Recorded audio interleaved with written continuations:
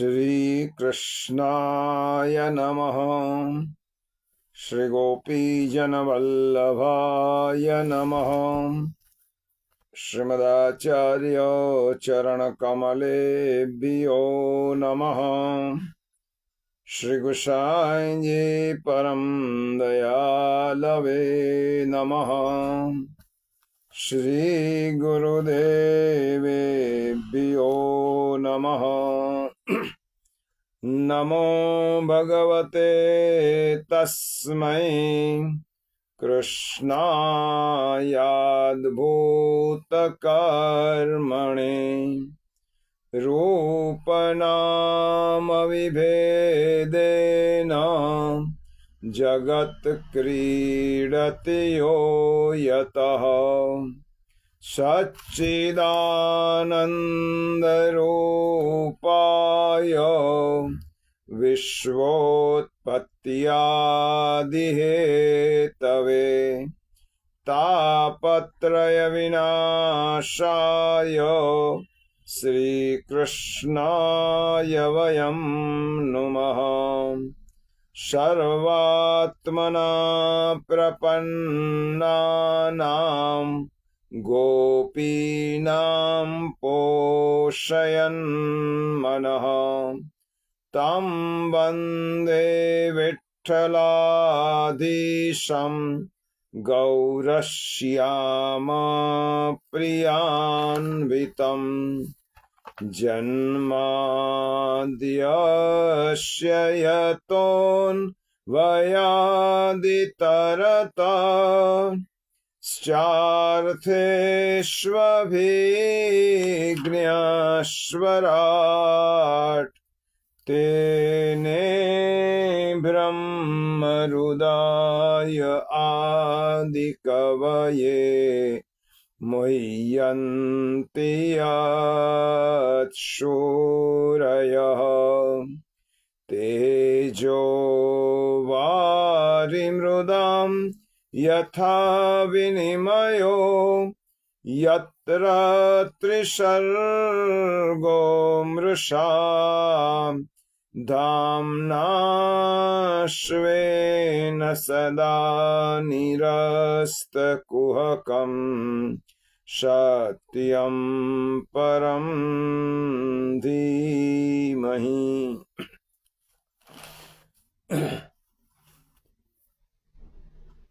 नमामि हृदये शेषे लीलाक्षीराब्धिशायिनं लक्ष्मी सहस्रलीलाभिः सेव्यमानं कलानिधिं चतुर्भिश्च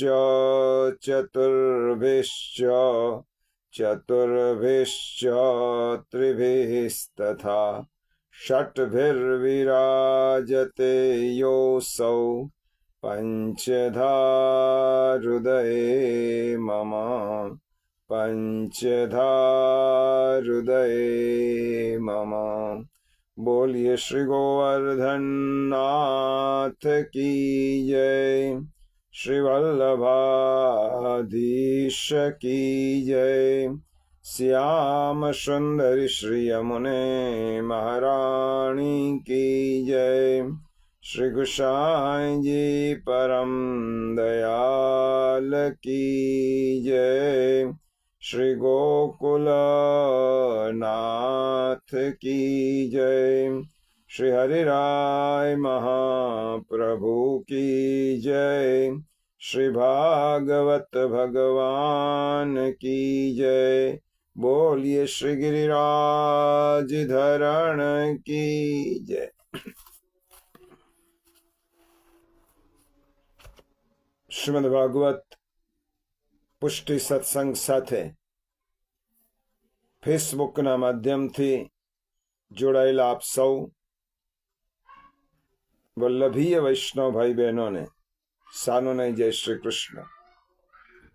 આપના હૃદયમાં બિરાજમાન પરમ કૃપાળુ પરમાત્માને વંદન કરી આપણે શ્રી મહાપ્રભુજી, શ્રી ઠાકોરજી, શ્રી ગુસાઈજીના યુગલ ચરણ કમલોમાં સદૈન્ય દંડવત કરી આજના સત્સંગનો પ્રારંભ કરી। પ્રિયજનો, આજે મહાસુદ એકાદશી, જયા એકાદશી. આ એકાદશીનું પૌરાણિક મહત્વ છે, એમનું પુષ્ટિમાર્ગીય મહત્વ પણ છે. યુધિષ્ઠિર અને શ્રી કૃષ્ણ ભગવાનના સંવાદમાં જયા એકાદશી મહાત્મ્ય દર્શાવવામાં આવ્યું છે. આ 11 પાપોનું હરણ કરનારી હોવાથી ઉત્તમ તિથિ મનાય છે. એટલું જ નહીં, મનુષ્યને ભોગ અને મોક્ષ પ્રદાન કરનારી પણ આ તિથિ છે. બ્રહ્મહત્યા જેવા પાપો અને પિશાચત્વનો નાશ કરનારી છે.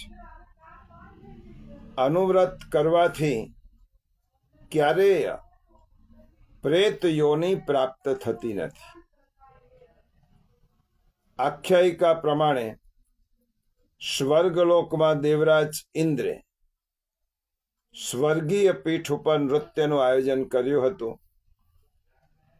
એમાં ગંધર્વોને આમંત્રણ આપી બોલાવ્યા અને તેમાં પુષ્પદંત, ચિત્રસેન, માલ્યવાન, જે પુષ્પદંતનો પુત્ર હતો, તે ગંધર્વો મુખ્ય હતા.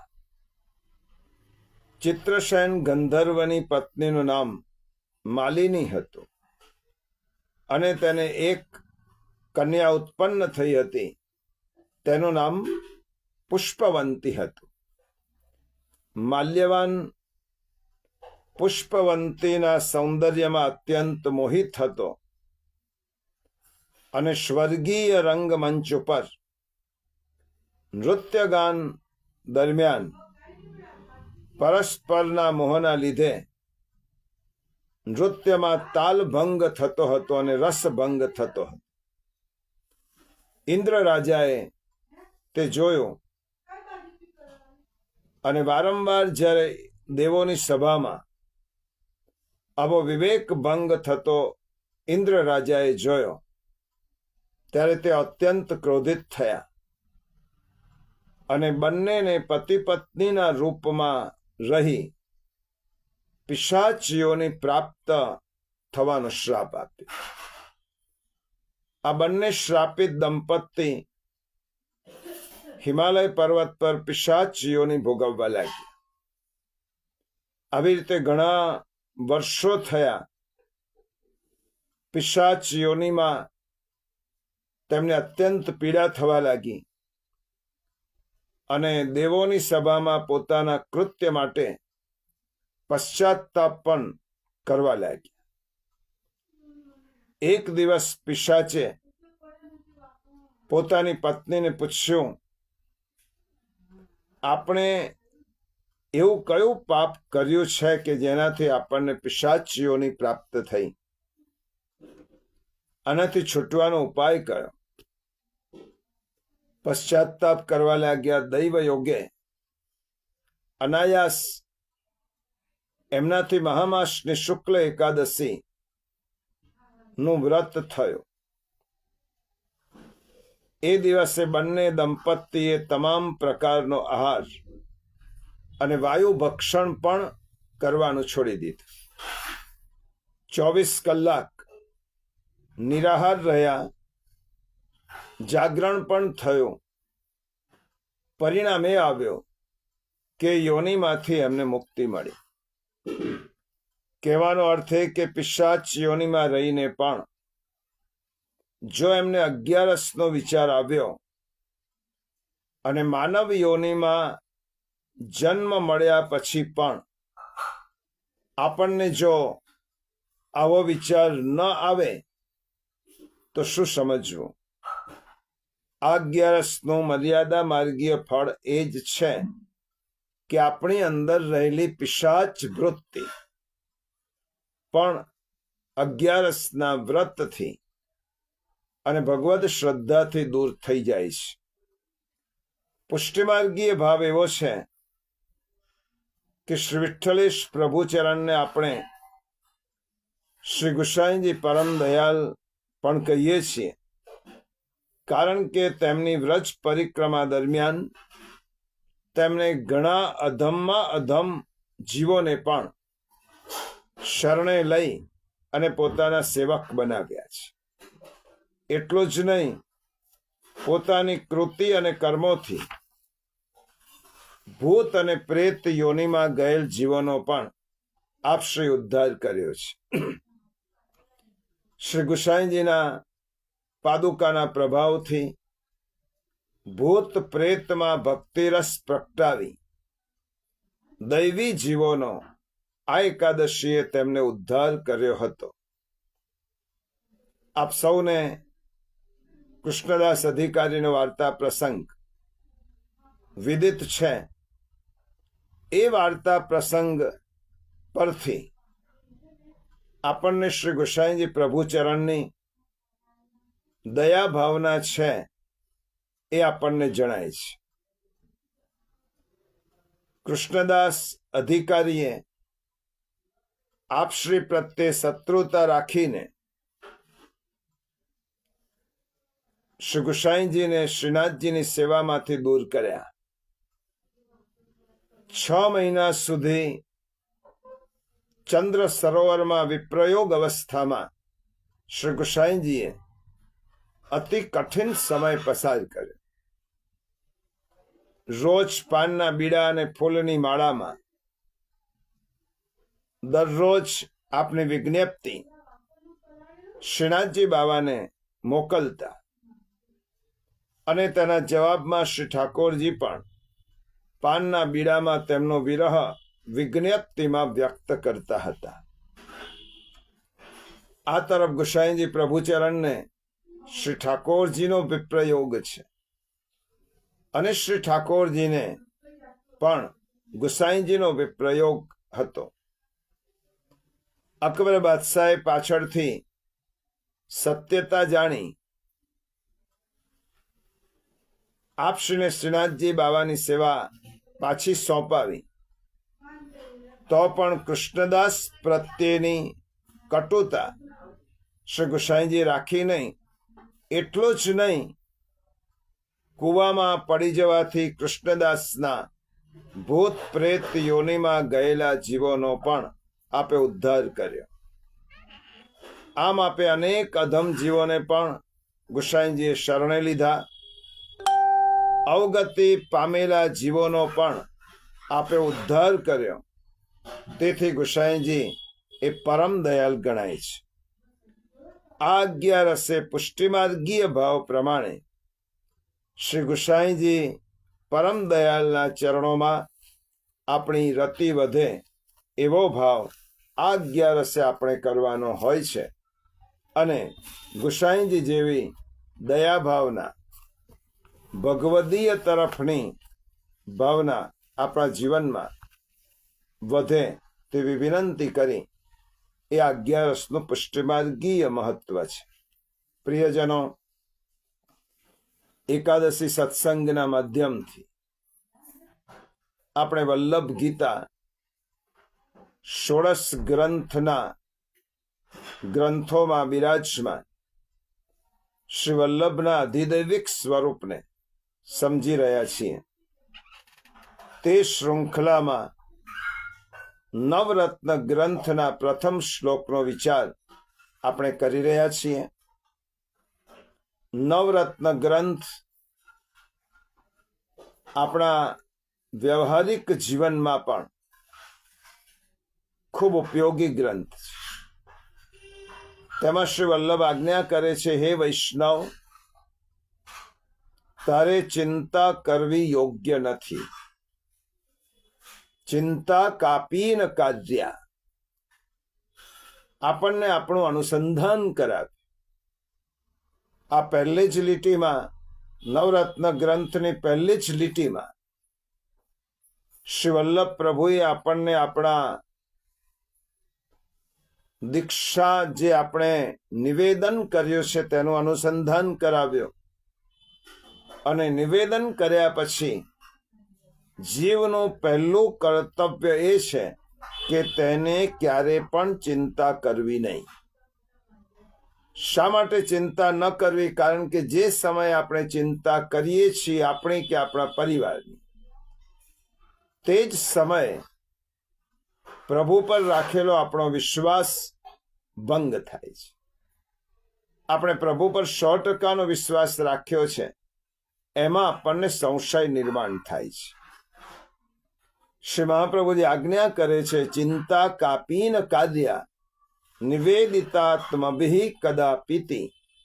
આ બાહેધરી શ્રી મહાપ્રભુજી સમગ્ર જગતના જીવાત્માને નથી આપતા, પણ કોને આપે છે? આ બાહેધરી કેવળ નિવેદિભિ એટલે દાસ બનેલા જીવોને આપે છે.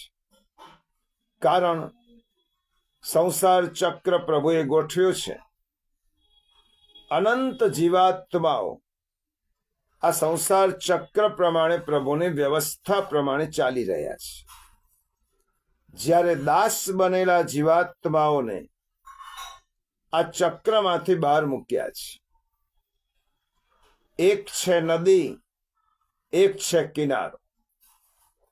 નદી વહેતી છે તો વહેતા જળમાં બધું વહેતું વહેતું જાય છે, પરંતુ જે કિનારે આવી ગયો છે તેનો વિષય જુદો છે, અને વહેતી નદીના જે જીવો છે તેનો વિષય જુદો છે.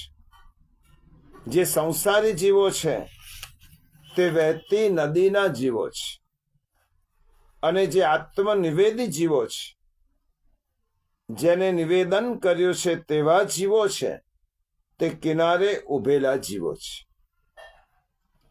શ્રી મહાપ્રભુજી રૂપી કિનારો આપણને મળ્યો છે. શ્રી મહાપ્રભુજી રૂપી સાક્ષાત ભગવાન ગુરુ રૂપે મળ્યા છે. શ્રી મહાપ્રભુજી રૂપી છત્ર આપણને મળ્યું છે. શ્રી મહાપ્રભુજી રૂપી આશ્રય આપણને પ્રાપ્ત થયો છે. શ્રી મહાપ્રભુજી રૂપી કરુણા આપણને મળી છે, અને શ્રી મહાપ્રભુજી રૂપે કૃપા આપણને પ્રાપ્ત થઈ છે. વહેતો હતો નદીની અંદર, તેને ઉચકીને કિનારે મૂક્યો, અને હવે જે કંઈ કહેવાનું છે તે કિનારે ઉભેલા જીવને કહેવાનું છે. કારણ કે તે જરા પણ બેદરકાર રહે તો પાછો પ્રવાહમાં તણાવા લાગે, પ્રવાહ પતિત થાય. તો આ નિવેદિભિ, આ લીટીમાં બહુ મહત્વનો શબ્દ છે. ચિંતા કાપીન કાર્યા નિવેદિભિ. પ્રોસેસ પામેલો જીવાત્મા છે. તેના માટે શ્રી મહાપ્રભુજી આજ્ઞા કરી, ચિંતા કાપીન કાર્યા. જેમ ગયા રવિવારે જ આપણે ગીતા અધ્યયનમાં આ જ સંદર્ભનો શ્રીમદ ભગવદ્ ગીતાના શ્લોકનો વિચાર કર્યો હતો. 9મો અધ્યાય એ ગીતાના ભક્તિ ષટકમાં આવતો મહત્વનો અધ્યાય છે. શ્રીમદ ભગવદ્ ગીતાની દીવા દાંડી સમો અધ્યાય છે, અને તેના 29મા શ્લોકમાં ભગવાને આપણને કહ્યું, સ્વયં પ્રભુ કહે છે, સમોહમ સર્વભૂતેષુ ન મે દ્વેષ્યોસ્તિ ન પ્રિય યે ભજન્તિ તુ માં ભક્ત્યા મયી તે તેષુ ચાપ્યહમ. ભગવાને પહેલી લીટીમાં શ્રીમદ ભગવદ્ ગીતાના શ્લોકના પૂર્વાર્ધમાં ભગવાને શું કહ્યું? હું બધા જ ભૂત માત્રમાં સમાન છું. બધામાં હું સમાન દ્રષ્ટિ રાખું છું. મને આ સંસારમાં કોઈ દ્વેષી નથી, કે કોઈ મારો પ્રિય નથી, કે કોઈ અપ્રિય નથી. મને કોઈ માટે દ્વેષ છે કે કોઈ માટે પ્રેમ છે એવું નથી. પરંતુ ભગવાને બીજી લીટીમાં પાછી સ્પષ્ટતા કરી, યે ભજન્તિ તુ માં ભક્ત્યા મયી તે તેષુ ચાપ્યહમ. પરંતુ હે અર્જુન, જે લોકો અનન્ય ભક્તિથી મને ભજે છે, મારી ભક્તિ કરે છે, તેમાં તે લોકોમાં હું રહેલો છું અને તેઓ મારામાં રહેલા છે. તો ભગવાને બે વાત કરી. સર્વસામાન્ય જીવોની વાત કરી કે મને કોઈ પ્રિય નથી કે કોઈ અપ્રિય નથી. અને પછી જે વાત કરી ભગવાને તે પોતાના પ્રિય ભક્તોની. જે ભક્તો મને ભક્તિથી ભજે છે તેમનામાં હું છું અને તેઓ મારામાં છે. જે શ્રી વલ્લભે અહીંયા વાત કરી, ચિંતા કાપીન કાર્યા નિવેદિતાત્મભિહિ. નિવેદિત જીવો છે તેમને ચિંતા ક્યારે પણ કરવી નહીં. પ્રવાહમાં જે જીવો છે તેમની વાત શ્રી મહાપ્રભુજી કરતા નથી.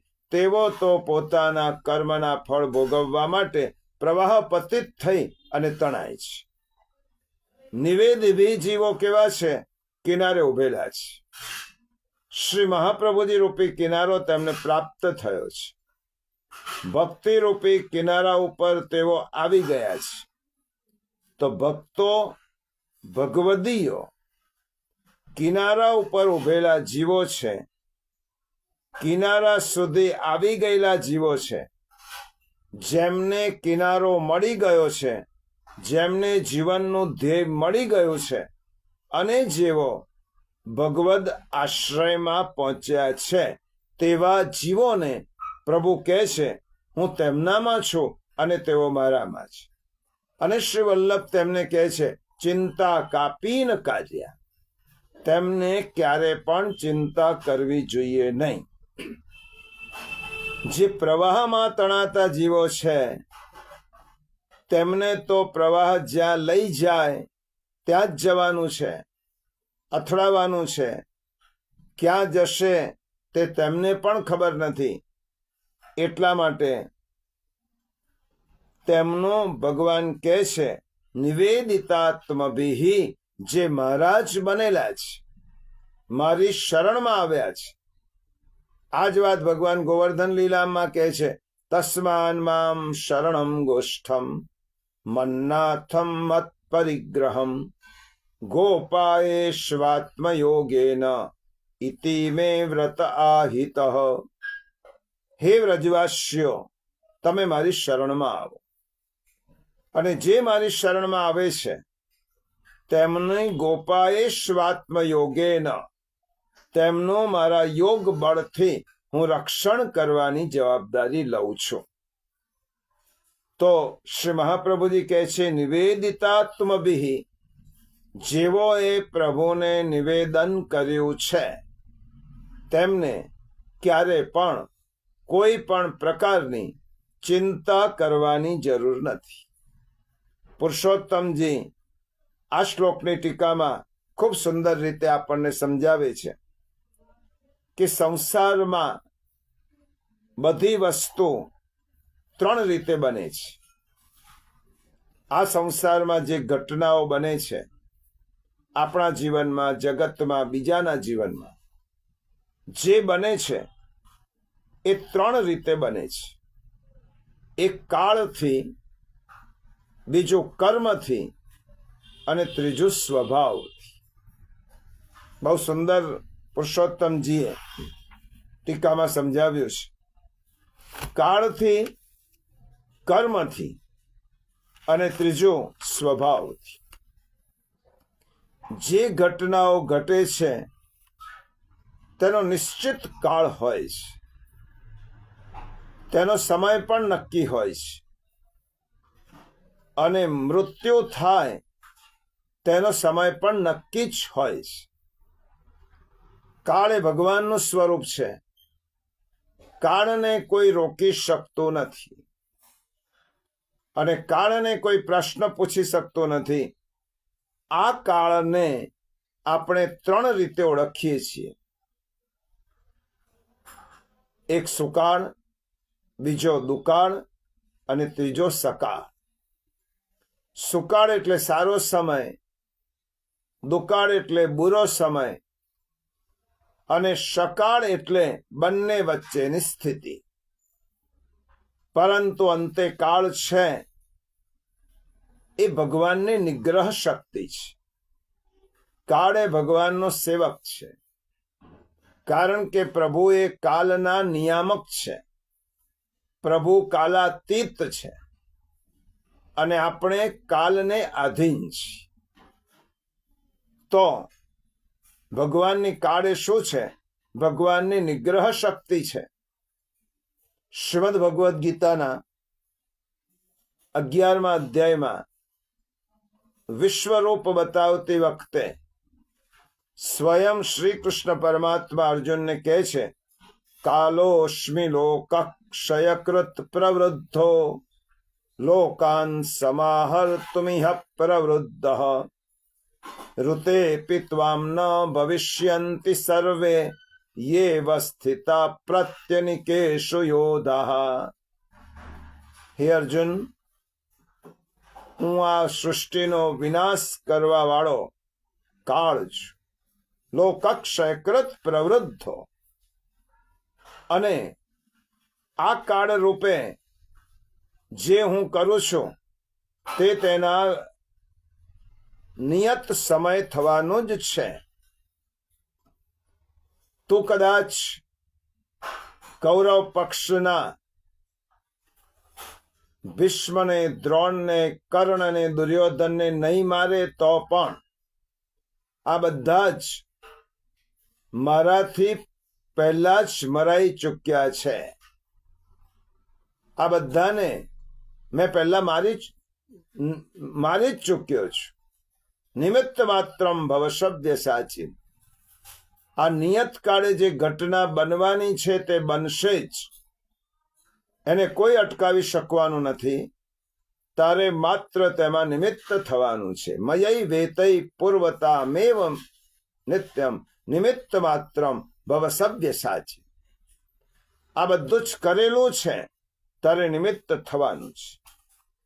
તેથી 10મા અધ્યાયમાં પણ ભગવાન પોતાની વિભૂતિનું વર્ણન કરતા કહે છે, કાલઃ કલયતામહમ. આ હું કાળ છું.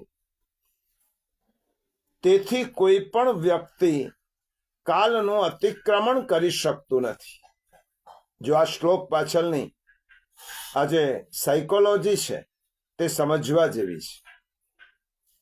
કાળનું કોઈ અતિક્રમણ કરી શકતું નથી. આ જે ઘટનાઓ બને છે તે કાળ, કર્મ અને સ્વભાવ પ્રમાણે. હવે પહેલા આપણે કાળનો વિચાર કરીએ તો કાલનું અતિક્રમણ કોઈ કરી શકતું નથી. જે એને માટે નિશ્ચિત છે એટલું એને એ સમય ભોગવવું જ પડે છે. એટલું એને કરવું પડે છે.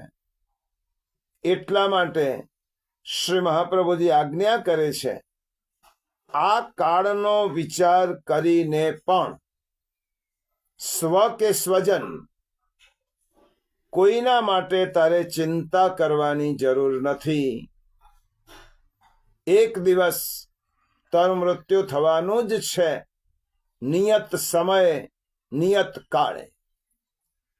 અને તારા અન્ય સંબંધીઓનું પણ મૃત્યુ થવાનું છે.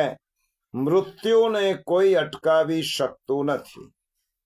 આ જ વાત શ્રીમદ ભાગવતમાં જ્યારે આકાશવાણી કંસે સાંભળી અને તે દેવકીજીને ખડગ લઈને મારવા ગયો, ત્યારે વસુદેવજી કંસને આ જ વાત સમજાવે છે. અદ્યવા અબ્દ શતાંતેવા મૃત્યુર્વૈ પ્રાણીનામ ધ્રુવ. હે કંસ, હે રાજા, તો મૃત્યુના ડરથી જો તારી બહેનને મારવા માંગતો હોય તો તું તારી બહેનને મારી નાખીશ તો તારું મૃત્યુ નહીં થાય. અબ્દવા અદ્યવા અબ્દ શતાંતેવા. આજે નહીં પણ 100 વર્ષે નક્કી કરેલા સમય તારું મૃત્યુ થવાનું જ છે. તેને તું નથી અટકાવી શકવાનો, કારણ કે કાળની ગતિને કોઈ રોકી શક્યું નથી. એ જ વાત અર્જુનને ભગવાને ગીતામાં કહી, તો ભીષ્મને, દ્રોણને નહીં મારે તો આ લોકો નથી મરવાના. એમનું મૃત્યુ નક્કી જ છે. ક્યારે થવું એ પણ નક્કી છે. કોના દ્વારા થવું એ પણ નક્કી છે. એટલા માટે હે અર્જુન, આ બધું તારે વિચારવાની જરૂર નથી. તારું અને તારા સંબંધીઓનો પણ મૃત્યુ થવાનું છે. મૃત્યુને કોઈ અટકાવી શક્યું નથી. અને ગીતામાં ભગવાને કહ્યું, મૃત્યુ સર્વ હરશ્ચાહમ, મૃત્યુરૂપી કાળ તરીકે હું બધે જ છું. હવે કોઈ વિચાર કરે, દવા કરાવો, ભગવાનની દુઆ કરો, પણ ચિંતા કરવાની જરૂર નથી. બીમાર થઈએ ત્યારે દવા જરૂર કરવી, આશીર્વાદ આપવા, દુઆ કરવી, પણ ચિંતા નહીં કરવાની. કારણ કે કાળ એની જાતે કાર્ય કરશે. માટે કૃષ્ણને ભરોસે છોડી દો. પ્રભુને રાખવો હશે તો તે રહેશે, પ્રભુને લઈ જવો હશે તો તેને લઈ જશે. ભાગવતમાં બ્રહ્માજી ભગવાનને કહે છે, આપની કૃપાની પ્રતીક્ષા કરી રહ્યો છું. જે કાંઈ આપ કરો છો તે કરુણા અને કૃપા છે. જે કાંઈ મારે ભોગવવું પડે તે મારા કર્મોનું પરિણામ છે.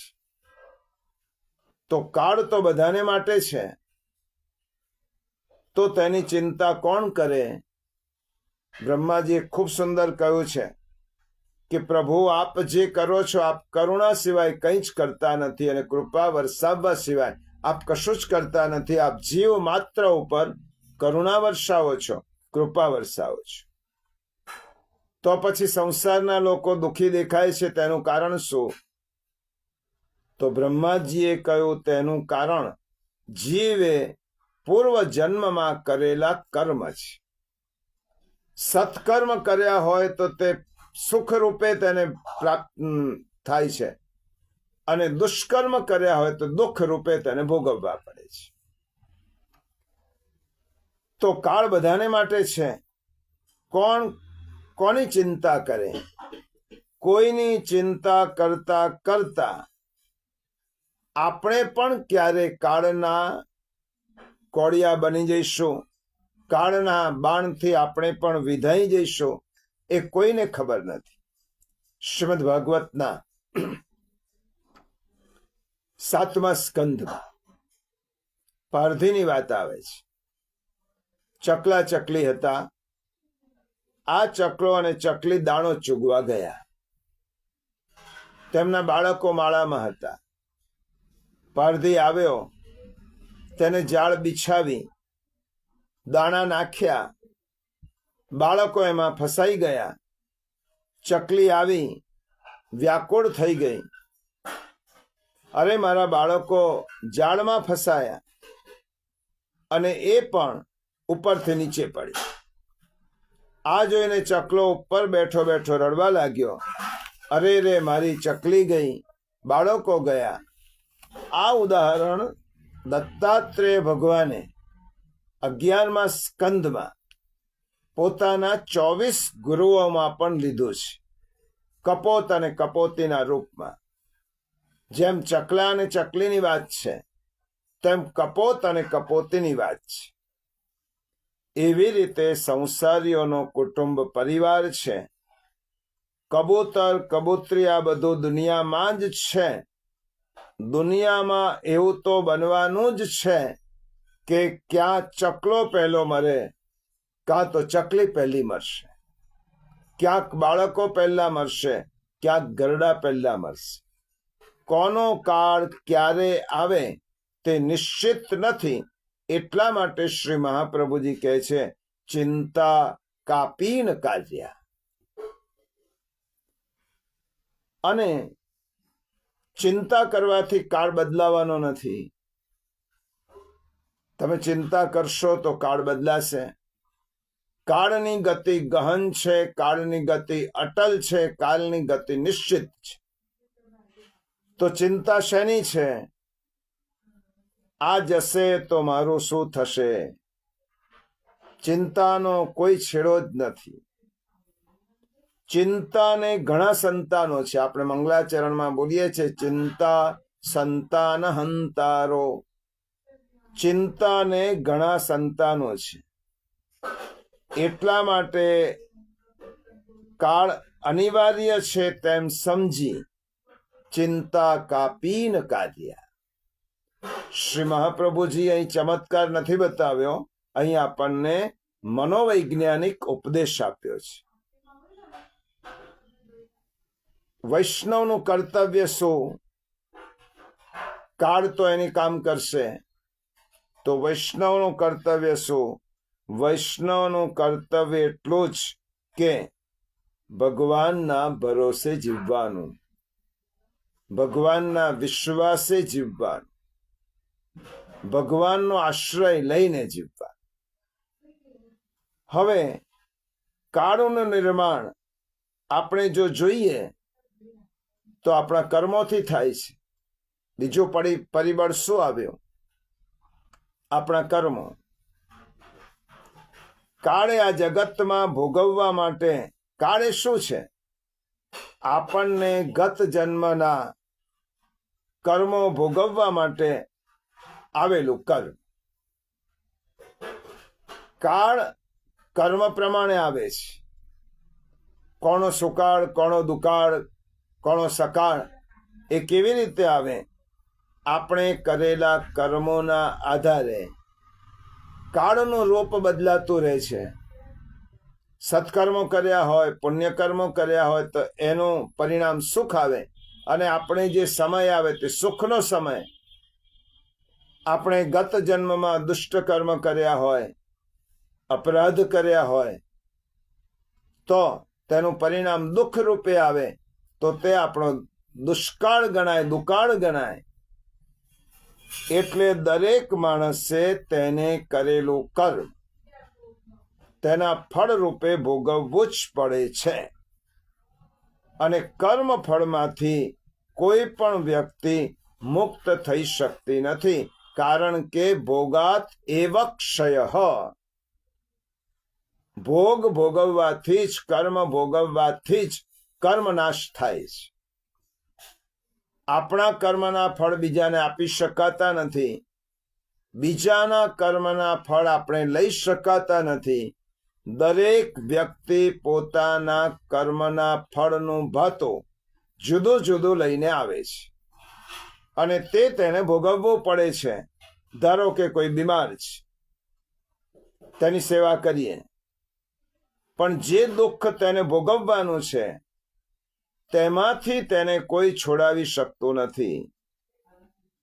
અને કદાચ આપણે એનું દુઃખ દૂર કરીએ તો આ જન્મે નહીં, પણ બીજા 10 જન્મે પણ તેને ભોગવવું જ પડે છે. દાખલા તરીકે કોઈ વ્યક્તિ જીવનના દુઃખોથી, જીવનની વિપત્તિથી કંટાળી અને આત્મહત્યા કરે, પોતાનું જીવન ટૂંકાવી દે, તો તે વ્યક્તિ કર્મના બંધનથી છૂટી જશે. શ્રી મહાપ્રભુજીએ તો આ બહુ મોટો અપરાધ ગણ્યો છે. આત્મહત્યા કરવી, પોતાનું શરીર ફેંકી દેવું કંટાળીને, તો આત્મહત્યા કરનાર વ્યક્તિ, જે તેને જીવનમાં દુઃખો પડે છે, તો આત્મહત્યા કરશે તો તે છૂટી જશે. આપણા શાસ્ત્રો એમ કહે છે કે 9 કર્મ તે બાંધશે. પેલા કર્મના ફળ તો તેને બીજા જન્મે ભોગવવાના જ છે. જે બાકી રહેલા છે તે કેરી ફોરવર્ડ થવાના છે.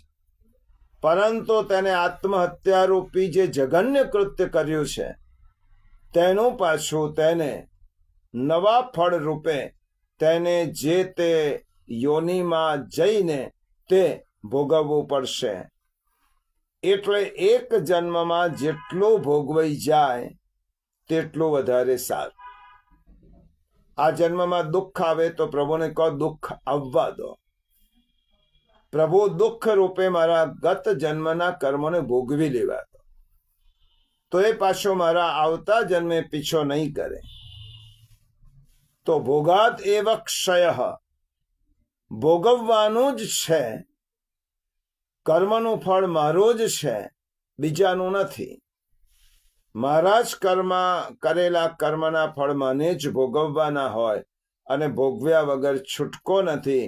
તો શ્રી મહાપ્રભુજી શ્રીમદ ભગવદ્ ગીતા, શ્રીમદ ભાગવત આપણને એ શીખવાડે છે, પ્રભુના આશ્રય રહી અને કર્મના ફળ ભોગવી લો તો તમને કર્મના ફળ ભોગવતા સંતાપ પણ નહીં થાય અને પ્રભુની કરુણા અને કૃપા તમારા ઉપર વરસતી જશે. તો તમને તે ફળ આકરા પણ નહીં લાગે. પ્રભુના સાનિધ્યમાં દુઃખ ભોગવાય, પ્રભુના સ્મરણથી દુઃખ સહ્ય બને અને પ્રભુના મિલનમાં આપણને દુઃખ જ ન લાગે. જેને પ્રભુનું સાનિધ્ય મેળવ્યું છે તો પ્રભુના સાનિધ્યમાં દુઃખ ભોગવાય છે. પ્રભુનું સ્મરણ જેટલું કરશો તેટલું દુઃખ વધારે સહ્ય બનશે અને પ્રભુનું મિલન થશે ત્યારે આપણને દુઃખ જ લાગવાનું નથી, કારણ કે તે ભગવત ઈચ્છા જ લાગશે. સમર્થનો સાથ હોય એને પછી ડરવાની શું જરૂર? તો દરેક પોતપોતાનું કર્મ ભોગવે છે તો એ વખતે ચિંતા કરવાથી શું થવાનું છે? ચિંતા કાપીને કાઢ્યા. આ નવરત્ન ગ્રંથના પહેલા શ્લોકની આજ્ઞા દરેક વૈષ્ણવે પોતાના ઘરમાં એક તકતી બનાવીને ચોંટાડી રાખવી જોઈએ. કારણ કે આપણી જીવન યાત્રામાં સૌથી મોટું જો કોઈ નિષેધક પરિબળ હોય તો તે આપણને થતી ચિંતા છે. અને એ ચિંતા કોઈ પણ કારણ વગરની છે, તેનો કોઈ ઉકેલ નથી. ચિંતા કરવાથી કશું જ વળવાનું નથી. કાળ અને કર્મ તેનું કામ કરવાના જ છે. જે આપણી સામે આવ્યો તેને કર્મનો ભોગ સમજીને સ્વીકારી લેવો એ જ માણસનો મોટો વિવેક છે. ત્રિદુઃખ સહનમ ધૈર્ય અને વિવેકસ્તો, હરિ પોતાની ઈચ્છાથી જે કરે એમ સમજી અને વિવેક નિર્માણ કરવો. જીવનમાં જે કંઈ ઘટનાઓ બને છે તે પૂર્વ નિશ્ચિત છે. બધી જ આપણા કર્મજન્ય છે. તેથી તે ઘટનાઓ ઘટવાની જ છે. એને કોઈ અટકાવી શકતું નથી. પૂર્વજન્મના અનંત જન્મોના કર્મ આપણને સુખ દુઃખ રૂપે ભોગવવાના જ છે. કારણ કે મનુષ્ય એ મિશ્ર યોનિ છે. મનુષ્ય લોકમાં મનુષ્ય યોનિ મિશ્ર યોનિ છે. મિશ્ર યોનિ તેને કહેવાય કે આપણે આપણા ભાથામાં બે વસ્તુ લઈને આવ્યા છે, સુખ અને દુઃખ. તો સુખ દુઃખ રૂપે આપણે જે કર્મો ભોગવીએ છીએ તે ભોગવ્યા વગર છૂટકો જ નથી. તો રડતા રડતા શું કામ ભોગવીએ? ભગવત કૃપા માનીને હસતા હસતા તે શા માટે ન ભોગવીએ? અને હસતા હસતા શું કામ ન ભોગવીએ? ભગવત કૃપા સમજીને કેમ ન ભોગવીએ? જો એની ચર્ચા આપણા ચિત્તમાં કર્યા કરીશું અને સુખ દુઃખનો જ વિચાર કરીશું તો સુખ દુઃખના બંધનો આપણે બાંધીશું અને પ્રભુમય થવાશે નહીં. દુઃખના અવરોધો આપણે ભગવાનથી વિમુખ લઈ જશે. એટલા માટે એ વિચાર છોડી ચિંતા ક્યારે પણ નહીં કરવાની. આવેલું કર્મનું ફળ ભોગવવાનું, કારણ કે ભોગવે જ છૂટકો છે. જો આ વિચાર મનમાં આવે કે આ તો બનવાનું જ છે, મારો પુત્ર અનુકૂળ છે કે પ્રતિકૂળ, મારી પત્ની અનુકૂળ છે કે પ્રતિકૂળ, આ બધું ભાગ્ય છે અને તે દરેકને ભોગવવું પડે છે. વૈષ્ણવ કદી પ્રભુને એવી વિનંતી કરતો નથી કે હે નાથ, મારા ભાગ્યના લેખ આપ બદલી નાખો. કુંભનદાસે ક્યારે પણ શ્રી ગોવર્ધનધર પ્રભુ સમક્ષ પોતાના દુઃખના રોદણા રડ્યા નહીં. તેમને ક્યારે પણ પ્રભુને વિનંતી ન કરી કે મારા દુઃખ દૂર કરો.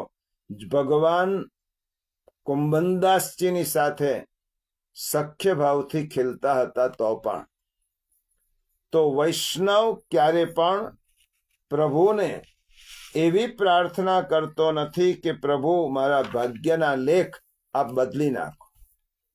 આવી પ્રાર્થના કરે તે વૈષ્ણવ નહીં. કદાચ ન રહેવાતું હોય તો વૈષ્ણવ એટલું કહી શકે કે પ્રભુ ભાગ્ય તો ભોગવવાનું જ છે, તો ભોગવવાની શક્તિ મને આપજો. એ ભોગવતા ભોગવતા હું મારા ભક્તિના રસ્તા ઉપરથી ચલિત ન થઈ જાઉં એટલી કૃપા કરજો. ભોગવવું તો પડશે જ, તો તે વખતે ચિંતા કરવાથી શું થવાનું છે એટલા માટે શ્રી મહાપ્રભુજીએ કહ્યું, ચિંતા કાપી ન કાઢ્યા. ત્રીજી વાત, દરેક માણસ કર્મ તેના સ્વભાવથી કરે છે. જો પહેલું કાળ આવ્યો, બીજું કર્મ આવ્યો અને ત્રીજો સ્વભાવ. ભગવાને દરેકને જે મૂળ સ્વભાવ આપ્યો છે, પછી તે સાત્વિક હોય, રાજસ હોય, તામસ હોય, સાત્વિક સાત્વિક હોય, રાજસ રાજસ હોય, તામસ તામસ હોય, તામસ સાત્વિક હોય, આવા બધા જ પ્રકાર જુદા જુદા સ્વભાવો માણસ ધરાવે છે. ભિન્ન રુચેર હિ લોક. આ લોકમાં દરેક લોકોનો સ્વભાવ ભિન્ન ભિન્ન હોય છે, ભિન્ન ભિન્ન વૃત્તિ હોય છે, ભિન્ન ભિન્ન રુચિ હોય છે. એનું કારણ છે કે દરેક માણસ જુદો જુદો સ્વભાવ ધરાવે છે, અને જે કંઈ માણસ કરવાનો છે તે તેના સ્વભાવ પ્રમાણે કરવાનો છે. પ્રકૃતિન ત્વામ નિયોક્ષ્યસી.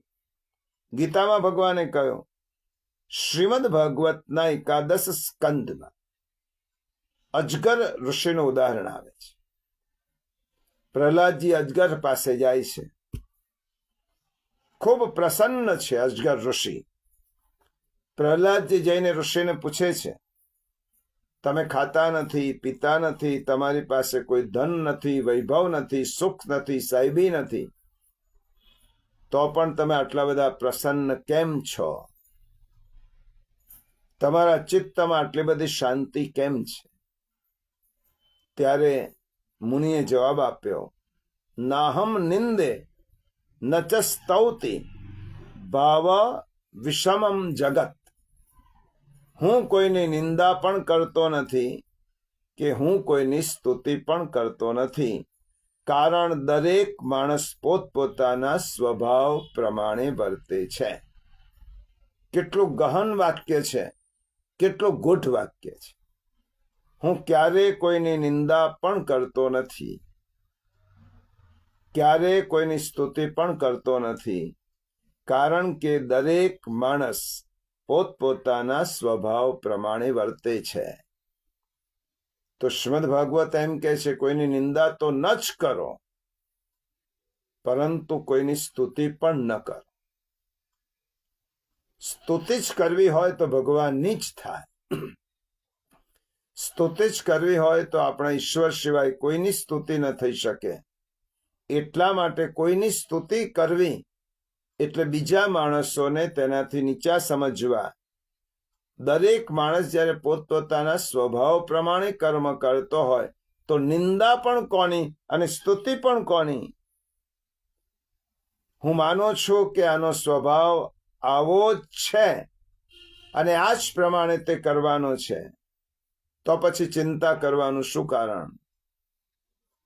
આપણે આપણા નજીકના લોકોને જોઈને કાં તો તેમની ચિંતા કરીએ છીએ, આનું શું થશે, આનો સ્વભાવ આવો છે, શું થશે? જરૂર એને ભગવદ વાર્તા સંભળાવાય, ભગવદ સ્વરૂપની નજીક લઈ જવાય, એને સત્સંગ કરાવીને તેના સ્વભાવનું પરિવર્તન કરાવવાનો પ્રયત્ન કરી શકાય એવું સત્કર્મ આપણે જરૂર કરી શકીએ, પણ જેનો સ્વભાવ જ બદલાવવાનો નથી તેની ચિંતા શું કામ કરવાની? શિવાજીના ગુરુ સમર્થ રામદાસ ના જીવનનો પ્રસંગ છે કે એક વખતે નદીમાં સ્નાન કરવા ગયા અને એક ઝેરી વીંછી નદીના પ્રવાહમાં તણાતો હતો. સમર્થ રામદાસ તે પ્રવાહમાં તણાતા વીંછીને બહાર કાઢતા હતા અને જેવો હાથમાં લેવા જાય તેવો વીંછી ડંખ મારે અને છૂટી જાય. એક વાર થયું, 2 વાર થયું, 3 વાર થયું. ત્યારે પાસે રહેલા શિષ્યોએ કહ્યું, ગુરુદેવ, આ વીંછી તમને વારંવાર દંશ દે છે તો તને તણાવા દો ને, શા માટે તને બચાવવાનો પ્રયત્ન કરો છો? તમે એને બચાવો છો અને તે તમને દંશ મારે છે. સમર્થે ખૂબ સુંદર જવાબ આપ્યો, હે શિષ્યો, આ વીંછી સ્વભાવગત તેનો કરડવાનો સ્વભાવ છે. બીજાને કરડવો તેનો જન્મજાત સ્વભાવ છે. હું સંત છું, બીજાને તારવો, બીજાની વિપત્તિઓ દૂર કરવી, બીજાના દુઃખને દૂર કરવો એ મારો સ્વભાવ છે, સંતનો સ્વભાવ છે. તો વીંછી જ્યારે તેનો કરડવાનો સ્વભાવ નથી છોડી શકતો તો હું સંત બનીને મારો તારવાનો સ્વભાવ કેવી રીતે છોડી શકું? તો શ્રી મહાપ્રભુજી કહે છે, ચિંતા કાપી ન કાર્યા. જેનો જે સ્વભાવ છે તે પ્રમાણે તે કરશે જ, તો ચિંતા કરવાની જરૂર નથી. કૂતરાની પૂંછડી સીધી ન જ થાય. આપણે રડીએ કે હસીએ, પરંતુ કૂતરાની પૂંછડી વાંકી તે વાંકી જ રહેવાની. કેટલાક પ્રશ્નો એવા છે કે જેનું પરિણામ નથી આવવાનું, તે ભગવદ ઈચ્છા માનીને તેને છોડી દેવા. કેટલાક કર્મ પ્રશ્નો એવા છે જેનું કોઈ પરિણામ નથી, તે પ્રભુની ઈચ્છા છે એમ માનીને છોડી દેવા. જ્યારે આપણું ધાર્યું થાય ત્યારે ભગવદ કૃપા સમજો, અને આપણું ધાર્યું ન થાય તો ભગવદ ઈચ્છા સમજો. ભગવાનની ઈચ્છા છે એમ માનવાનું અને તેની ચિંતા નહીં કરવા. આપણું ધાર્યું થાય તો ભગવાનની કૃપા થઈ છે એમ માની અને તેનો સ્વીકાર કરવા. શ્રી આચાર્ય ચરણે કહે છે કે આવા જીવો 2 પ્રકારના હોય છે, એક દુર્જ્ઞ અને એક અજ્ઞ. જે પોતાનો સ્વભાવ છોડવા જ તૈયાર નથી, અને કેટલાક લોકો સત્સંગથી પોતાનો સ્વભાવ છોડી શકે છે. દુર્જ્ઞ એ છે કે જેને 100 વાર 1000 વાર સત્સંગ કરાવો તો પણ એ કૂતરાની પૂંછડી જેવું કોઈ દિવસ સુધરવાનો નથી. પરંતુ દુસ્સંગથી જે બગડેલો છે તે સુધરવાનો છે, તેને સુધરવાનો અવકાશ છે. સંસ્કૃતમાં ખલ અને શઠ 2 શબ્દો છે.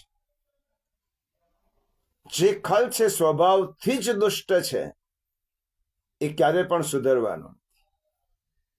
જે દુસ્સંગથી દુર્જન થયો છે એ સત્સંગથી સુધરી શકશે. જેના ઉપર આપણે કાળો રંગ ચડી ગયો હોય, એટલે કે જીવાત્મા ભગવાનની મૂલેચ્છાથી આસુરી છે અને ભાગ્ય જોગે આ જીવાત્મા આપણી જોડે આવી ગયો. બરાબર સમજો. પરિવારજનોને, સમાજમાં રહેલા લોકોને આપણે કેટલીક વાર કોઈ પ્રત્યે ઘૃણા કરીએ છીએ, કેટલાકની નિંદા કરીએ છીએ, કેટલાકની સ્તુતિ કરીએ છીએ. શ્રી મહાપ્રભુજી આ શ્લોકના માધ્યમથી આપણને કહે છે કે જેના ઉપર કાળો રંગ ચડી ગયો, એટલે જે જીવાત્મા ભગવાનની મૂલેચ્છાથી જ આસુરી છે અને ભાગ્ય જોગે સંજોગ વશાત આ જીવાત્મા આપણી જોડે આવી ગયો, તેનો સંબંધ આપણી જોડે થયો, તે આપણો સંબંધી થયો, ભાઈ બન્યો, પુત્ર બન્યો, મિત્ર બન્યો, પતિ બન્યો, પત્ની બન્યો, પિતા બન્યો, માતા બન્યો. એના લક્ષણ પરથી જણાય કે આ દૈવી છે, આસુરી છે કે મિશ્ર છે. તો એ જીવાત્મા એવો જ છે એમ માનીને તેના ભાગ્ય ઉપર તેને છોડી દેવો જોઈએ. તેના માટે ચિંતા કરવાની કોઈ જરૂર નથી. ચિંતા કાપીને કાઢ્યા. એવા પરિવારજન પ્રત્યે ચિંતા ન કરવી જોઈએ, કારણ કે તેનો મૂલેચ્છાથી સ્વભાવ છે જ અને તે વ્યક્તિ તે પ્રમાણે જ વર્તન કરે. ચિંતા તો કાલથી નહીં, કર્મથી નહીં, સ્વભાવથી. આ ત્રણેયનો વિચાર કરતા માણસે ક્યારે પણ ચિંતા કરવી જોઈએ નહીં. હવે ચિંતા થવાના બે કારણ છે. પોતાના માનેલા માટે આસક્તિ છે અને પ્રભુ પર અવિશ્વાસ છે. ચિંતા કોને થાય? પોતાના માનેલા લોકો માટે આસક્તિ હોય અને પ્રભુ પર અવિશ્વાસ. તો જે વૈષ્ણવ છે તેને આ બંનેમાંથી એક પણ વસ્તુ શોભતી નથી. આ બંને વસ્તુ વૈષ્ણવ માટે શોભાસ્પદ નથી. જો આપણે ભગવાનને આત્મનિવેદન કરી દીધું, અહમતા અને મમતા પ્રભુને સોંપી દીધી, તો પછી આસક્તિ ક્યાં રહી? બ્રહ્મ સંબંધ મંત્રને આપણે માત્ર કર્મકાંડ તરીકે, ક્રિયા તરીકે લીધેલો છે, તેના પરિણામો છે. બ્રહ્મ સંબંધને જો તત્વત સમજીએ તો આ બધાની કઈ જરૂર નથી. બ્રહ્મ સંબંધમાં આપણે પ્રભુને આપણી અહમતા અને મમતા સોંપી દીધી. પ્રભુ, હું તારો છું અને સંસારમાં જે મારા બનેલા છે તે બધા જ તારા છે, તને સોંપી દીધા છે. પછી આસક્તિ ક્યાં રહી? અને છતાં પણ આસક્તિ જો આપણા અંતઃકરણમાં છે તો સમજી લો કે આપણે કરેલું આત્મનિવેદન માત્ર મૌખિક છે, મૌલિક નથી. આપણે કરેલું આત્મનિવેદન એ માત્ર આપણી ક્રિયા છે. આપણે મનથી તે કર્યું નથી, આપણી બુદ્ધિથી તે કર્યું નથી. આ બધા જે ગ્રંથો છે તે આત્મનિવેદન માનસિક રીતે કેવી રીતે બની શકે, કઈ રીતે આપણે સુદૃઢ ભગવત સેવાને યોગ્ય માનસિક રીતે તૈયાર થઈ શકીએ તે સમજાવવા માટે છે. શ્રી મહાપ્રભુજી આ નવરત્ન ગ્રંથના પહેલા શ્લોકના પહેલા પદ દ્વારા આપણને ટકોર કરે છે કે તે જો મૌલિક રીતે આત્મનિવેદન કર્યું છે તો આ ચિંતા છોડી દે, અને મૌખિક રીતે જ માત્ર આત્મનિવેદન કર્યું છે તો તે આત્મનિવેદનનો કોઈ અર્થ નથી. શ્રી મહાપ્રભુજી આજ્ઞા કરે છે, વૈષ્ણવ, તારી આસક્તિ તને ચિંતા કરાવે છે, પણ તું યાદ કર, તું આત્મનિવેદી છે. તું કોણ છે? તે તારા સ્ત્રી, પુત્ર, આલોક, પરલોક બધું પ્રભુને સોંપી દીધું. હવે તે બધાની ચિંતા પ્રભુ કરશે, તું કેમ કરે છે? એટલે આપણે એમની ચિંતા કરવાની જરૂર નથી. જ્યારે બધું જ પ્રભુને સોંપી દીધું તો પછી ચિંતા પ્રભુ જ કરશે. અગર તે સોંપી દીધું છે તો વિશ્વાસથી સોંપ્યું છે કે અવિશ્વાસથી સોંપ્યું છે? ઘણીવાર આપણે કોઈને કામ સોંપીએ પરંતુ વિશ્વાસ ન હોય તો એ કામ આપણે પાછું લઈ લઈએ. અસામર્થ્ય જેનામાં હોય તેનામાં વિશ્વાસ નથી રહેતો, પણ જેનામાં સામર્થ્ય હોય તેના પર તો વિશ્વાસ રહેવો જોઈએ. અને પ્રભુ આપણા કેવા છે? કર્તુમ અકર્તુમ અન્યથા કર્તુમ સમર્થ છે. તો જે સમર્થ પ્રભુ છે તેના ઉપર અવિશ્વાસ કેવી રીતે થાય? બધું જ સોંપ્યા પછી નિશ્ચિંત થઈ જવું જોઈએ કે પ્રભુ જ બધું સંભાળશે. અને આપણે તો સમર્થ ભગવાનને બધું સોંપ્યું છે, પછી અવિશ્વાસ કેવો?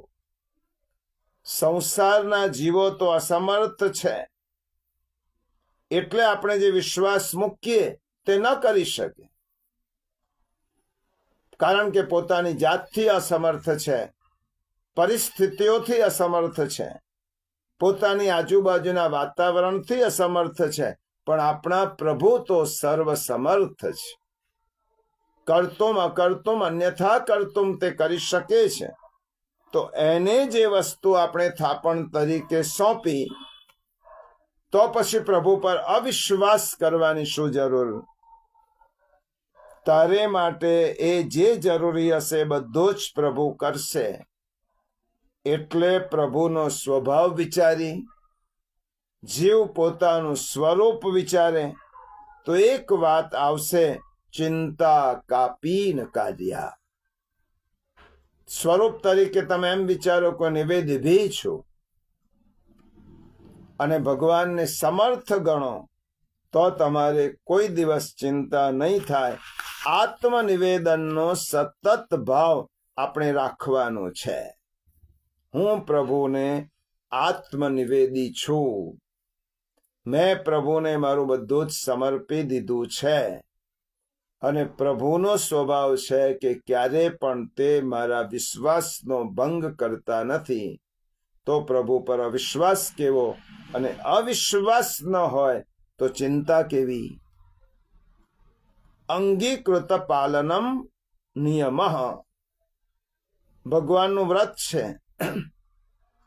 જે અંગીકૃત થાય છે તેનો સ્વીકાર કરી તેનું પાલન કરવાનો સ્વભાવ ભગવાનનો છે. આપણે યાદ રાખો, જે અંગીકૃત છે, જે ભગવાનને શરણે ગયા છે, જે ભગવાનને બધાનું પોતાનું બધું જ સોંપી દે છે, તેનો સ્વીકાર કરી તેનું પાલન કરવાનો સ્વભાવ પ્રભુનો છે. રામાયણમાં 2 શબ્દો આવે છે: પ્રણત ભક્ત પ્રતિપાલ અને પ્રણત ભક્ત કુટુંબ પ્રતિપાલ. આ 2 શબ્દો રામાયણમાં છે. પ્રણત ભક્તના પ્રતિપાલ છે અને પ્રણત ભક્તના કુટુંબના પ્રતિપાલ છે. આપણી સામે અમ્મા ક્ષત્રાણીનું ઉદાહરણ છે. અમ્મા ક્ષત્રાણી એક માં છે. એની પાસે માનું હૃદય છે. વૈષ્ણવ કેવળ માતા પિતા ભાઈ બહેન આ બધા સંબંધોનો એક પૂતળો નથી. વૈષ્ણવ તો પ્રભુનો દાસ છે. આ બધા સંબંધોથી દાસ ભાવનું અનુસંધાન બહુ મોટું અનુસંધાન છે. હું કોઈનો ભાઈ, કોઈનો મિત્ર, કોઈનો પતિ, કોઈની પત્ની, એ બધાની ઉપર એક સંબંધ પ્રભુ સાથે છે: પ્રભુ, હું આપનો દાસ છું. આ સૌથી મોટો સંબંધ છે. બધા સંબંધમાંથી દાસ ભાવનું અનુસંધાન બહુ મોટું અનુસંધાન છે. અને એટલા માટે વારંવાર શ્રી વલ્લભ આપણને યાદ કરાવે છે: દાસો હમ, હે કૃષ્ણ, હું આપનો દાસ છું. અમ્મા ક્ષત્રાણીને 2 પુત્રો હતા. નાના નાના પુત્રો હતા. એને ત્યાં બાલકૃષ્ણ બિરાજ. આ બાલકૃષ્ણ સાથે બંને બાળકો ખેલે. ઠાકોરજીની શી ઈચ્છા થઈ, એક બાળક આ દુનિયામાંથી ઉઠાવી લીધું. અમ્મા ક્ષત્રાણીને ખૂબ રુદન થાય. એના હૃદયની વેદના એ ભૂલી ન શકે. ઠાકોરજીની સામે રડ્યા જ કરે. ઠાકોરજીની લીલા જુઓ, ભલી આ ખેલવે કી બાની. આપણે તો પ્રભુને એટલો જ કહી શકીએ, આપ કેવી રીતે અમારા જીવનમાં ખેલો છો એ અમને ખબર પડતી નથી. આ બધો પ્રભુનો ખેલ છે, નટવરની લીલા છે. એક બાળક તો ગયો, અમ્માના અંતઃકરણનો ઘા હજી રૂઝાયો નથી, હજી વેદના શમી નથી. ત્યાં જુઓ પ્રભુની લીલા, અમ્માનો બીજો પુત્ર પણ મૃત્યુ પામ્યો. એક નદીમાંથી સાગર થાય તેવું દર્દ થયું. કદાચ તેના મનમાં એવો પ્રશ્ન થતો હશે, પ્રભુ તમે મારા 2 દીકરાને ઉઠાવી લીધા, એવો મારો કયો અપરાધ હતો કે મારા બંને દીકરાઓ પ્રભુ મૃત્યુને શરણ થયા. એક દિવસ શ્રી ઠાકોરજી ખૂબ મધુર શબ્દોમાં અમ્મા ક્ષત્રાણીને કહેવા લાગ્યા, અમ્મા તું ક્यों રોવે હૈ, અમ્મા તું ક્यों રોવે હૈ. અમ્મા ખૂબ રડ્યા. ઠાકોરજી એમની ગોદીમાં આવીને બિરાજ્યા. અમ્મા, ક્યાં મેં તેરો લાલો નહીં હું? શું તારો દીકરો નથી? તું રડે છે કેમ? તું રડે છે એટલે મને દુઃખ થાય છે. અમ્માએ બાલકૃષ્ણને પોતાની છાતીએ લગાડ્યા. નાથ, આપણે ભૂલી ગઈ હતી કે આપ તો મારા જ બાળક છો. આપનામાં પ્રીતિ વધારવા માટે, કદાચ મારી લૌકિક આસક્તિ છોડાવવા માટે આપે મારા બાળકો લઈ લીધા હશે. નિત્ય લીલામાં બાળકો સાથે ખેલવાની આપની ઈચ્છા હશે. ભલિયા ખેલવે કી બાની. અમ્માના હૃદયમાં ભાવ જાગ્યો હશે, જે રીતે પ્રભુ ખેલે તે રીતે વૈષ્ણવે ચિંતા કરવી નહીં, કારણ કે આ બધો પ્રભુનો ખેલ છે, આ બધી જ પ્રભુની લીલા છે. અને આવો જ પ્રસંગ શ્રીમદ ભાગવતમાં દ્રૌપદીનો છે. ભાગવતજીના પ્રથમ સ્કંદના 7મા અધ્યાયમાં દ્રૌપદી ચરિત્ર આવે છે. સુખદેવજી મહારાજે મર્યાદિત સમયાવધિમાં દ્રૌપદીના હૃદયને ખોલ્યો નથી. શ્રીમદ ભાગવતની દ્રૌપદી જુદી છે અને મહાભારતની દ્રૌપદી જુદી છે સ્વભાવથી.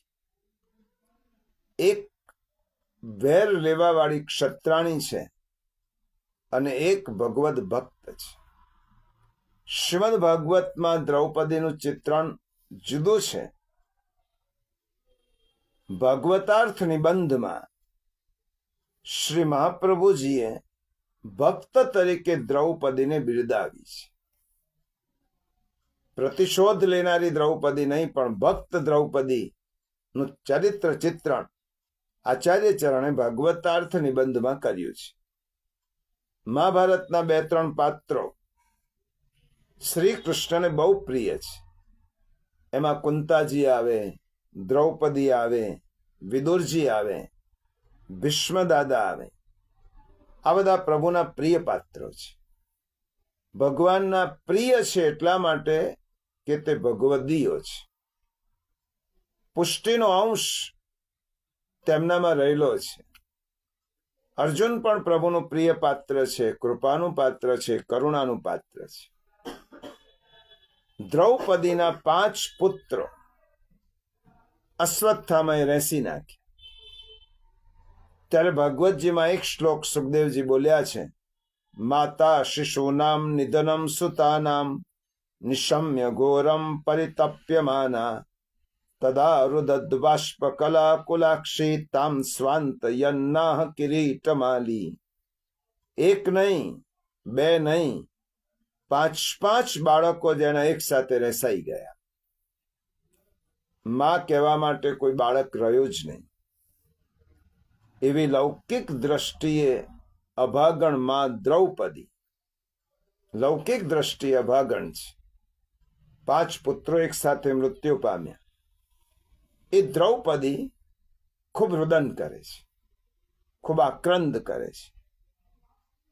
ત્યારે શ્રી મહાપ્રભુજીએ ભાગવતાર્થ નિબંધમાં એક પ્રશ્ન ઊભો કર્યો, દ્રૌપદીને પૂછતા હોય એવી રીતે, દ્રૌપદી, તું તો વૈષ્ણવ છો,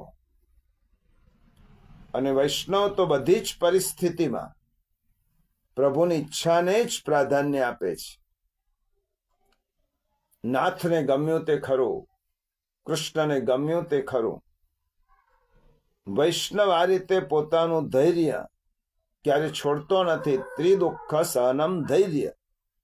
અને દ્રૌપદી, તારી આજે આ દશા, તું આટલું બધું રડે છે, મન તો તે ભગવાનને સોંપેલું છે. આ વ્યથા, આ વેદના, આ દુઃખ તને પ્રભુથી વિમુખ બનાવશે. જેટલી લૌકિક ચિંતા ચિત્તમાં હશે, જેટલી લૌકિક વેદના કે વ્યથાથી મન ભરાયેલું હશે, તેટલા પ્રભુ આપણાથી દૂર રહેવાના છે. દ્રૌપદી, તારું ચિત્ત ચિંતાથી ભરાયું, વેદનાથી ભરાયું, વ્યથાથી ભરાયું, તો તું કૃષ્ણથી વિમુખ થઈશ. શ્રી મહાપ્રભુજી આપણને કહે છે કે લૌકિક ચિંતા, લૌકિક વેદના, લૌકિક વ્યથા આપણને કૃષ્ણ ભક્તિમાં અવરોધ રૂપ છે, વિક્ષેપ રૂપ છે. વૈષ્ણવ તો આવી કોઈ પણ મનમાં આવી ભાવના કાઢી જ નાખે. કાઢવી જરૂરી પણ છે, નહીં તો ચિત્ત કોઈ દિવસ અલૌકિક નહીં બને. જે ચિત્તમાં લૌકિક ચિંતા છે, લૌકિક વેદના છે, લૌકિક વ્યથા છે, તે ચિત્ત ક્યારે અલૌકિક બનતું નથી. અને અલૌકિક ચિત્ત ન બને તો ભગવાન પણ તેનો સ્વીકાર કરતા નથી. ત્યારે આપશ્રીએ વિચાર્યું, દ્રૌપદી રડી કેમ?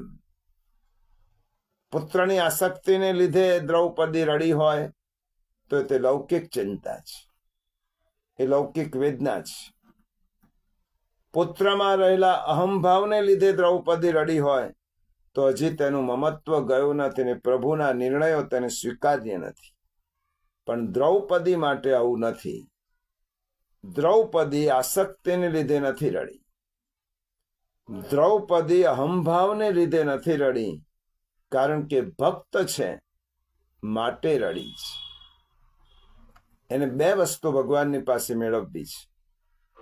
એક તો એ કે આ બાળકોનું મૃત્યુ બ્રાહ્મણના હસ્તે થયું છે, એટલે એમની અવગતિ તો નહીં થાય. બ્રાહ્મણના હસ્તે મૃત્યુ થયું છે એટલે એમની અવગતિ નહીં થાય. અને બીજી વસ્તુ એ કે આ ક્ષત્રિયના બાળકો છે. રણ મેદાનમાં લડતા લડતા મર્યા હોત તો વાંધો નહોતો. આ બાળકો છાવણીમાં સૂતા સૂતા ઝડપાઈ ગયા છે, એટલા માટે તેમની અવગતિ નહીં થાય. રણ મેદાનમાં લડ્યા હોત તો તે પ્રભુને જ પામતા. વળી આ બાળકો ભગવાનના શ્રી કૃષ્ણના વચનો માન્યા નથી. જ્યારે ભગવાનને આગલી રાત્રે પાંડવોને કહ્યું કે આપણે છાવણીથી દૂર જઈએ, પાંચે પાંડવો તો કૃષ્ણના અનન્ય ભક્ત હતા માટે નીકળી પડ્યા. પરંતુ દ્રૌપદીનો ભાઈ અને દ્રૌપદીના પુત્રોને તો વિજયનો ઉન્માદ મનાવવો હતો, વિજયનો આનંદ મનાવવો હતો. જે ઉન્માદ અને લૌકિક આનંદમાં ડૂબેલા હોય તે લૌકિક જીવો છે. ઉન્માદ અને લૌકિક આનંદ તો આપણને ભગવાનથી વિમુખ બનાવે છે. દ્રૌપદી એટલે રડ્યા કે હે નાથ, તમારી આજ્ઞાનું પાલન આ લોકોએ કર્યું નથી. અંતિમ સમયે તો મારું તો આપ રક્ષણ કરો છો, પરંતુ મારા સંબંધે આ બાળકોનું પણ આપ રક્ષણ કરજો. પ્રણત ભક્ત કુટુંબ પ્રતિપાલ. પ્રભુ કેવા છે, જે તેમને શરણમાં ગયા છે તે ભક્તોનું પણ રક્ષણ કરે છે અને ભક્તોના કુટુંબનું પણ પ્રભુ રક્ષણ કરે છે. પ્રણત ભક્ત કુટુંબ પ્રતિપાલ. શ્રી કૃષ્ણના હૃદયમાં કરુણા જગાડવા માટે દ્રૌપદી રડી છે. ભક્ત હૃદય છે. આ કેવળ પ્રભુને નિવેદન કરવા માટેની કરુણા હતી, દ્રૌપદીની આસક્તિ ન હતી. આ તો ભક્તની સદબુદ્ધિનું જાગેલું રુદન હતું. એટલા માટે દ્રૌપદી દેવી રડ્યા. કેટલી સુંદર વાત શ્રી મહાપ્રભુજીએ સમજાવી છે. વૈષ્ણવને પ્રભુના નિર્ણયમાં અવિશ્વાસ છે એવું નથી, પણ ભક્તના હૃદયમાં એક મંગળ ભાવના હોય છે કે નાથ આ જીવોનું કલ્યાણ કરજો. અને એટલા માટે દ્રૌપદીને રુદન થયું છે. માટે શ્રી મહાપ્રભુજીએ કહ્યું, ચિંતા કાપી ન કાઢ્યા. બહુ સુંદર આજ્ઞા છે. આજ્ઞા ધાર્મિક છે, સામાજિક છે, મનોવૈજ્ઞાનિક છે, લૌકિક પણ છે અને અલૌકિક પણ છે. આ આજ્ઞાને હજી સમજવાનો પ્રયત્ન કરીશું. આપણે હવે